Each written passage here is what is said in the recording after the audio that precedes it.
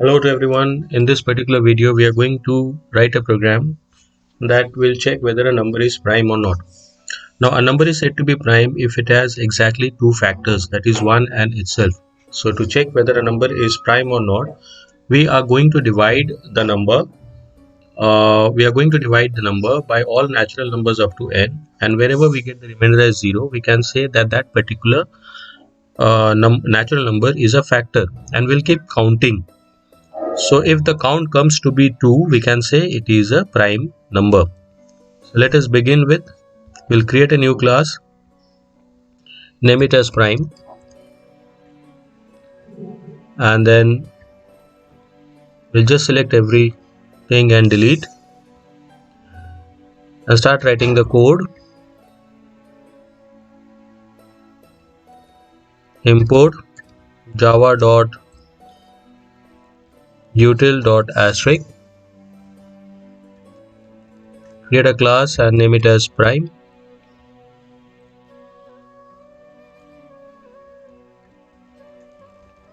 We'll create the main function. We'll declare the scanner class. Scanner SA is equal to new scanner.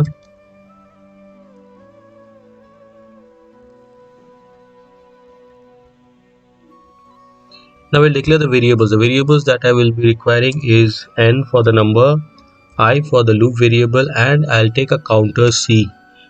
Initialize it to 0, which will count the number of factors of the number. The next thing we'll do is take the number as input, system.out.println, enter the number.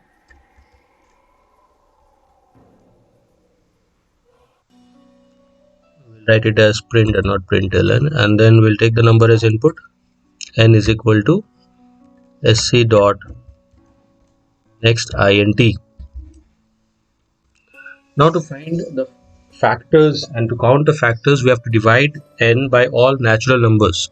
So to get the natural numbers, I'll take a loop for I is equal to 1, I less than is equal to n, I plus plus,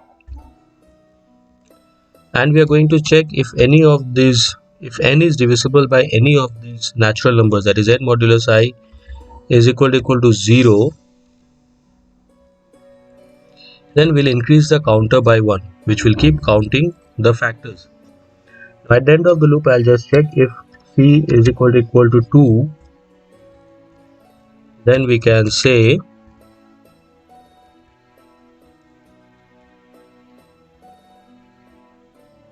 it is a prime number.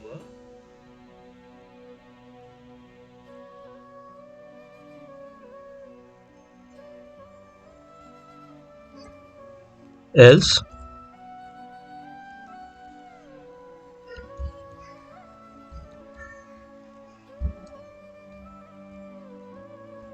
it is not a prime number.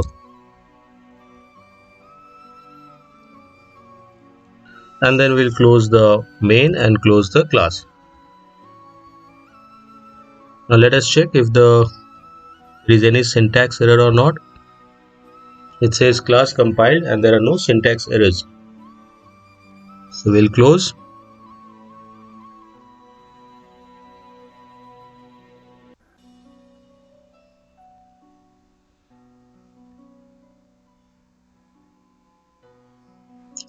The next thing that we are going to do is create an object, new prime.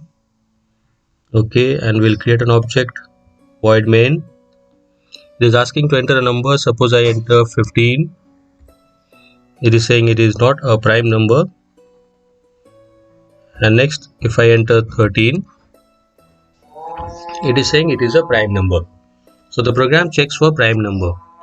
Now what we are going to do is we are going to update or modify this program that will not check for a single number, but it will check for a range of values and display only those values which are prime. We'll just modify this. Now suppose we want to display all prime numbers up to 100. Instead of taking a number as input and checking for prime, we are going to display all prime numbers up to 100. So what changes are we going to make in this program? The first thing is that because it says we have to display all prime numbers up to 100, we don't need any input. So this input statement goes out. So if we do not take any input, so where will those values come from?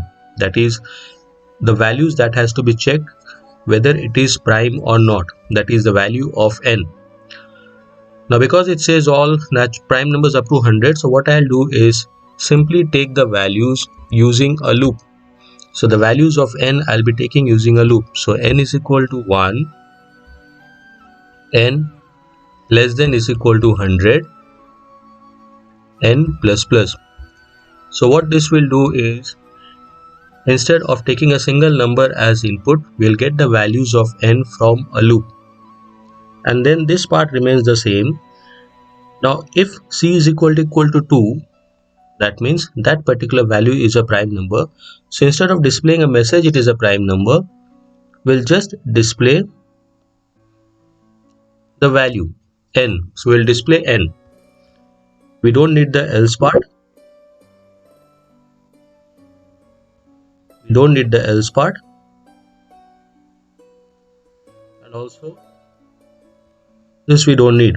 So I'll just display if it is, I'll display that and then close the outer loop.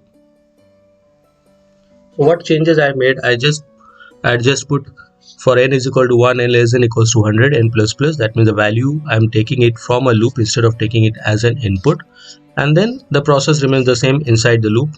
We'll check, count the factors, and if the factor is 2, we'll display. Now for better understanding, we can give a message over here. We can give a message over here like the prime numbers up to 100 are. And over here we can just put a comma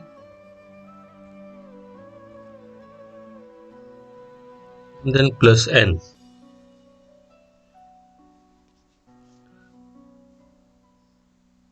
Or instead of putting a comma, we can just write it as /t.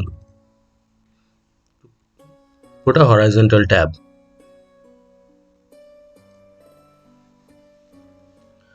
So let us compile and see if there are any syntax errors.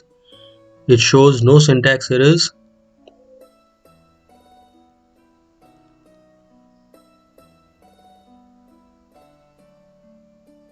Okay, so once again we just check it if there are any logical errors or not. We have declared ni, put the counter as 0, taken the value of n from 1 to 100, and then we have checked for I is equal to 1 to n if n is divisible by I.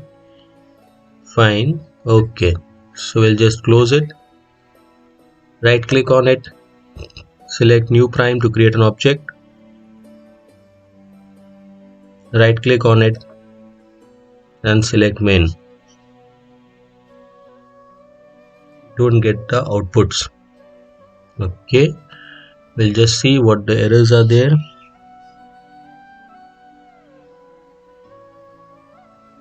The counter needs to be initialized over here as c is equal to 0 because it should start from the beginning for every individual values. We'll just compile it once more and close it. Create an object.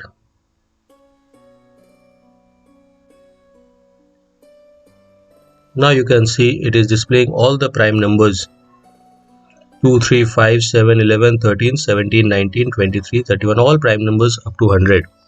Now one more thing that we need to do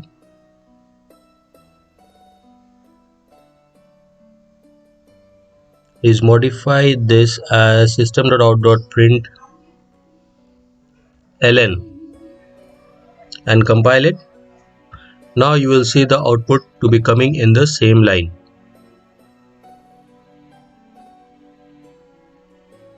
void main. As you can see over here, all the prime numbers are shown: 2, 3, 5, 7, 11, 15, 17, 18, 23, 29, 31, 43, 47, 53. So all the prime numbers, it shows up to 100. So like this way, if I want to display, say, the 3-digit prime numbers, what we can do, we can just modify the program here, and instead of 1 to 100, we can write it from 100 to 999. So that will display all 3-digit prime numbers. So in this way, we can display prime numbers within any given range of values. So that's it. In this particular video, we have seen how to check a particular number, whether it is prime or not, and then modify that program to display all prime numbers within a given range of values.